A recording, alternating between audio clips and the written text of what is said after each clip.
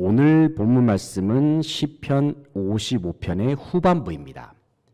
지난주에 우리는 시편 55편 1절부터 15절까지의 말씀을 살펴보았습니다. 그때 우리는 다윗이 가장 가깝고 친하다고 생각했던 자들이 원수로 돌변한 일로 말미암아 큰 충격을 받았던 사실을 기억합니다. 이때 다윗은 자신의 속상한 마음, 분한 마음을 하나님께 털어놓습니다. 주님께 기도하는 과정에서 다윗은 자기 속에 있는 화가 나는 마음, 억울한 마음, 심지어는 그 원수들을 저주하고 싶은 마음까지도 하나님께 다 내어놓습니다. 그런데 놀라운 것은 오늘 본문 말씀 55편의 후반부를 할 수 있는 16절부터 23절까지에서는 다윗의 분위기가 완전히 다른 모습으로 바뀌었다는 사실입니다. 55편의 전반부를 한번 다시 읽어보시게 되면 다윗은 극한의 고통에서 처절하게 하나님께 기도했던 모습을 확인할 수가 있습니다. 그런데 그 다음 부분인 오늘 본문에서는 그의 분위기가 완전히 달라졌습니다. 당장에 상황이 변화된 것은 없습니다. 무엇 하나 나아진 것도 없습니다. 나를 괴롭혔던 원수가 물러간 것도 아니었습니다. 하지만 그럼에도 불구하고 오늘 본문에서 느껴지는 다윗의 마음은 너무나도 평화롭고 이상하리만큼 담대하기까지 합니다. 불과 이전 본문에서는 나는 새가 되어서 저 멀리 날아가고 싶다고 말했던 다윗이었습니다. 원수들의 공격이 너무나도 힘들고 무섭다고 말했던 다윗이었습니다. 그리고 나를 배신하고 괴롭히는 원수들이 너무 미워서 그들을 온갖 험한 말로 저주하고 비난했던 사람이 다윗이었습니다. 그런데 그랬던 다윗이 변했습니다. 본문에 기록된 그의 모습은 지극히 평온합니다. 그렇다면 다윗이 이토록 마음의 극적인 변화를 겪게 된 이유가 무엇일까요? 왜냐하면 다윗이 힘들고 어려웠던 순간에 하나님을 바라보았더니 그때의 주님께서는 그의 마음을 만져주시고 새롭게 하셨기 때문입니다. 다윗은 하나님의 손길로 말미암는 위로로 새 힘을 얻었습니다. 그뿐만 아니라 그는 담대한 믿음도 얻었습니다. 그리고 다윗은 하나님께서 부어주시는 은혜로 인하여 영적인 깨달음과 통찰을 얻을 수 있었습니다. 오늘 본 말씀은 고난 중에서 주님께 부르짖었던 다윗이 기도하는 가운데 하나님의 은혜를 깨달았던 영적인 통찰을 기록한 시입니다. 우리는 다윗의 깨달음을 통하여서 하나님이 어떤 분이신지, 그리고 하나님께서 어떻게 기도를 응답하시며 자기 백성을 지키시고 인도하시는지를 다시 한번 확인할 수가 있습니다.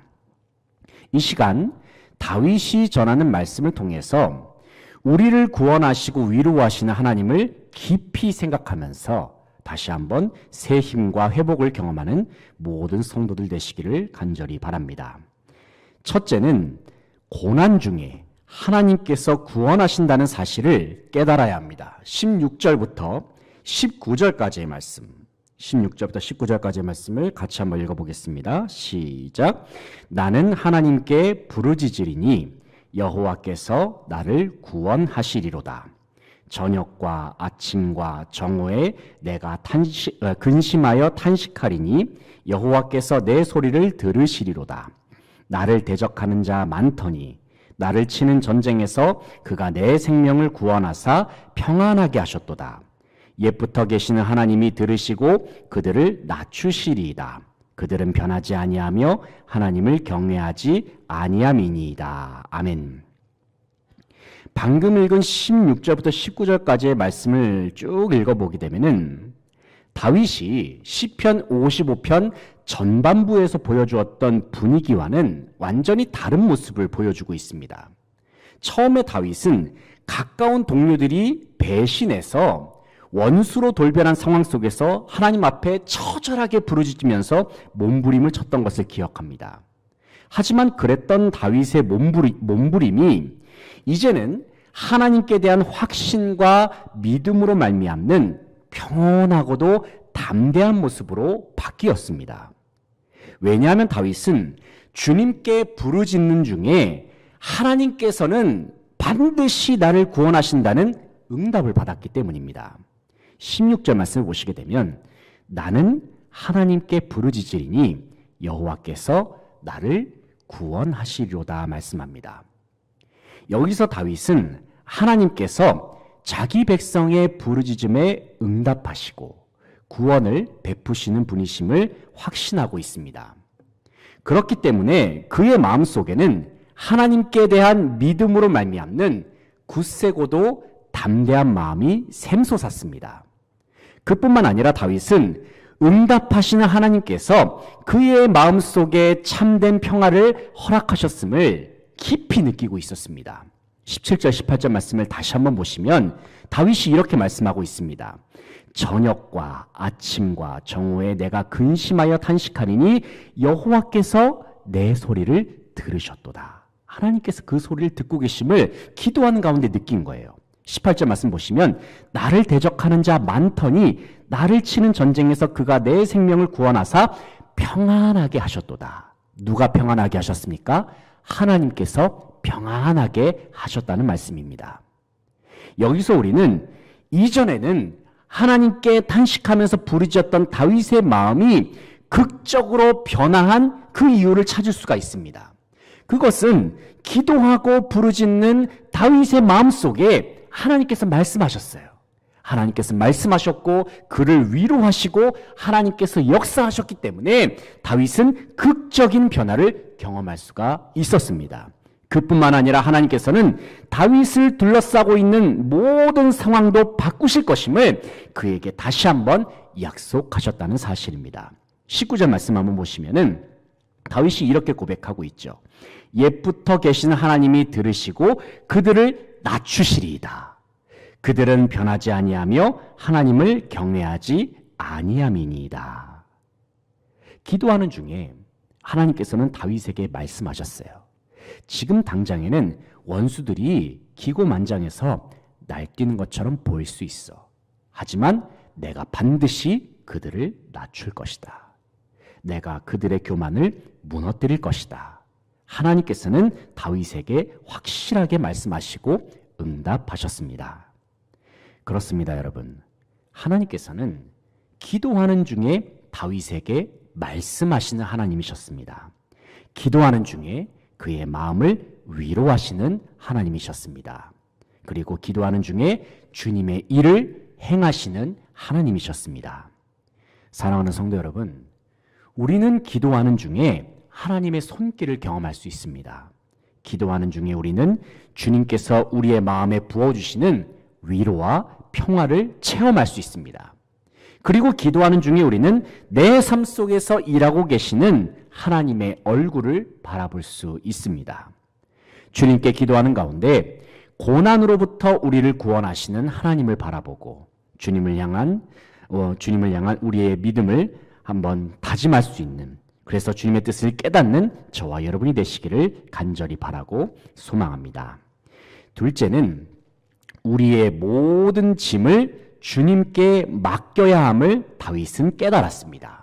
22절 말씀을 다 함께 읽어보겠습니다. 22절 말씀 시작. 내 짐을 여호와께 맡기라. 그가 너를 붙드시고 의인의 요동함을 영원히 허락하지 아니하시리로다. 아멘.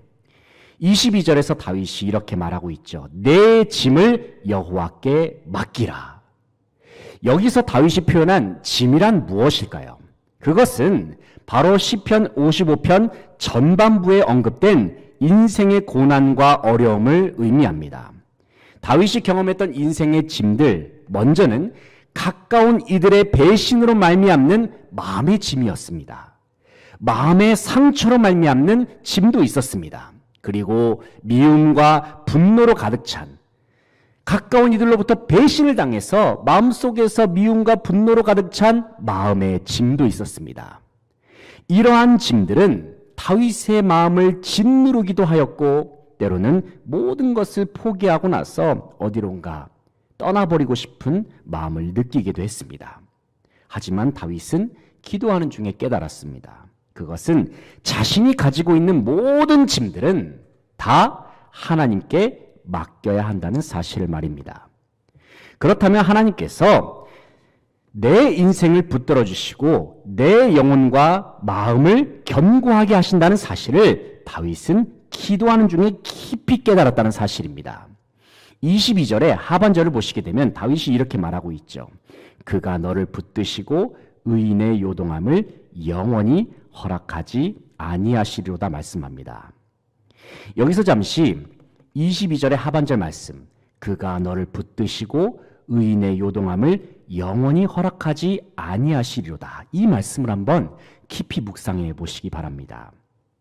우리의 마음이 인생의 고난으로 인하여 심히 흔들릴 때, 인생의 아픔과 어려움으로 말미암아 요동칠 때에 우리의 마음을 붙들어 주시는 분이 계신다고 말씀합니다. 그분이 누구십니까?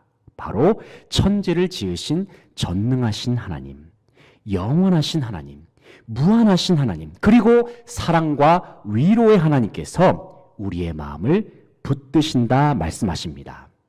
그렇다면 우리가 해야 할 일은 무엇입니까? 그것은 우리가 가지고 있는 짐들을 하나님께 다 맡겨드리는 것뿐입니다. 우리가 너무나도 잘 알고 있는 마태복음 11장 28절에서도 예수님께서 이렇게 말씀하시잖아요. 수고하고 무거운 짐진 자들아 다 내게로 오라. 내가 너희를 쉬게 하리라 말씀합니다. 이 말씀에 의지하여 여러분이 가지고 있는 모든 무거운 짐들을 주님께로 다 가지고 나아오시기를 바랍니다. 그리고 우리의 모든 짐들을 주님께 맡겨드리십시오. 그리하면 우리 주 예수 그리스도께서는 우리의 마음과 영혼을 흔들리지 않도록 붙들어 주실 것입니다. 우리의 삶 속에 진정한 쉼과 안식을 허락하여 주실 것입니다. 주님께 기도하는 가운데 모든 짐들을 주님께 맡겨드림으로 참된 평안을 누릴 수 있는 모든 성도들 되시기를 간절히 소망합니다. 셋째는 어떠한 어려움 속에서도 오직 주님만 의지해야 함을 깨달아야 합니다. 23절 말씀 같이 한번 읽어보겠습니다. 23절 시작. 하나님이여 주께서 그들로 파멸의 웅덩이에 빠지게 하시리이다. 피를 흘리게 하며 속이는 자들은 그들의 날에 반도 살지 못할 것이나 나는 주를 의지하리이다. 아멘. 23절 말씀을 보면 하나님이여 주께서 그들로 파멸의 웅덩이에 빠지게 하시리이다. 피를 흘리게 하며 속이는 자들은 그들의 날에 반도 살지 못할 것이나 말씀합니다. 방금 읽은 말씀에서 다윗은 원수들은 반드시 하나님의 심판을 당하게 될 것을 믿음으로 선언하고 있습니다. 그런데 23절 말씀을 이 표현들을 우리가 살펴보게 되면은 다윗은 여전히 원수들에 대한 적개심이 담긴 표현을 사용하고 있음을 확인할 수 있습니다. 아마도 아직까지는 원수에 대한 다윗의 마음이 완전히 나아지지는 않은 듯 싶습니다. 오늘 본문 말씀, 특별히 우리가 함께 읽어본 시편 55편 후반부에서의 다윗의 모습은 분명 담대함과 평온함이 느껴지는 이전과는 완전히 달라진 분위기이기는 합니다. 이는 기도하는 가운데 그의 마음이 처음보다는 많이 회복되었음을 보여주는 부분이기도 합니다.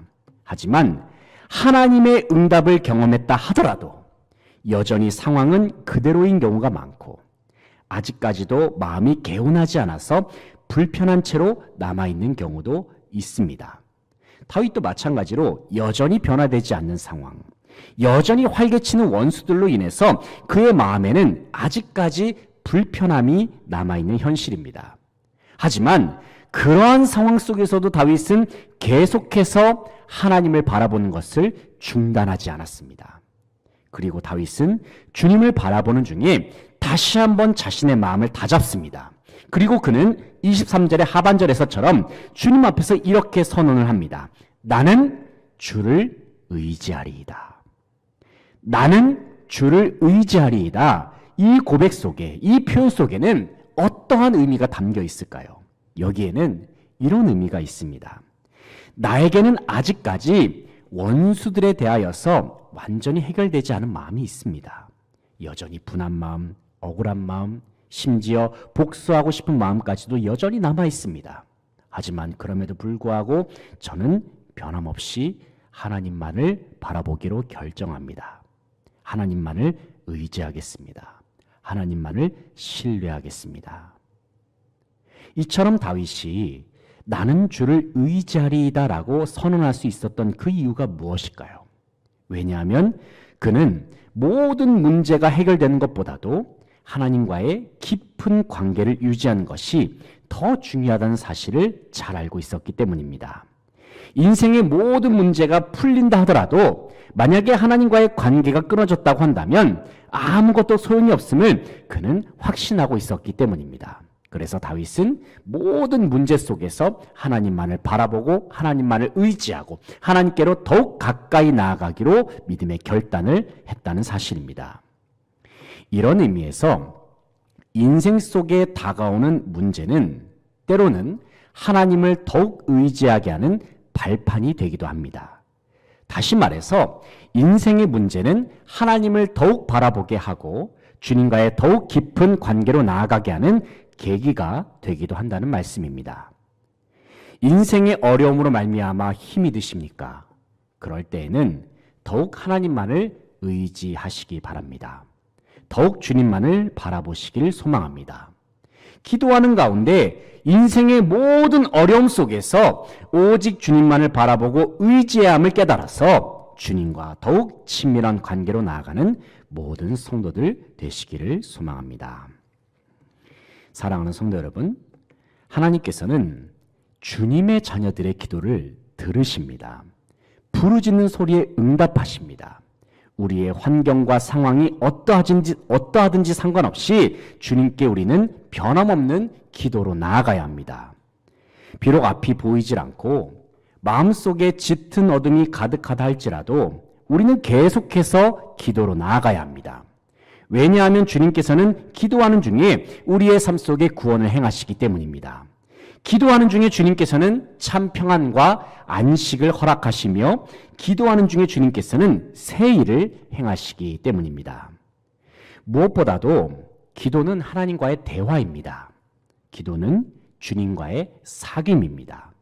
기도는 하나님과의 깊은 교제입니다. 우리는 기도를 통하여 주님과 더욱 깊은 관계로 나아갈 수 있습니다. 기도를 통해서 우리는 하나님의 얼굴을 볼 수 있습니다. 기도를 통해서 우리는 하나님의 함께하심, 하나님의 임재를 누릴 수 있습니다. 인생의 모든 상황 속에서 기도로 나아가는 저와 여러분 되시기를 소망합니다. 그리하여 주님의 위로와 구원의 손길로 말미암아 새 힘을 얻어서 더욱 주님을 의지하고 주님께 영광 돌리는 삶을 살아가는 모든 수지강성의 성도들 되시기를 간절히 바라고 소망합니다. 함께 기도하시겠습니다.